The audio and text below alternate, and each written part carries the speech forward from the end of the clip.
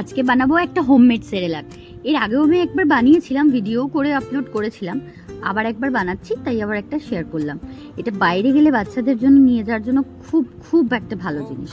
তো দেখো আমি অনেক কিছু নিয়েছি, তো একটা একটা করে ভেজে নেব, ঠিক আছে? ভালো করে ড্রাই রোস্ট করবে, একেবারে ভালো করে যাকে বলে। এই যে প্রথমে বাদামগুলো করছি, আগে দেখিয়ে দিলাম কি কি নিয়েছি, কিন্তু আমি করছি একটা একটা করে, একবারে সবগুলো আমি একসাথে ড্রাই রোস্ট করিনি। আগের বার করেছিলাম একসাথে, সেটা বাড়ির জন্য ছিল, তাই অসুবিধা ছিল না। এটা বাইরের জন্য, কারণ আমি বাইরে গেলে ইনস্ট্যান্ট সেরেলাক খাওয়াতে চাই, হোমমেড সেরেলাক। তো তখন গরম জল দিয়ে যাতে খাওয়ানো যায়, সেজন্য ভালো করে একটা একটা করে ড্রাই রোস্ট করেছি। দেখো প্রত্যেকটাকে আলাদা আলাদাভাবে।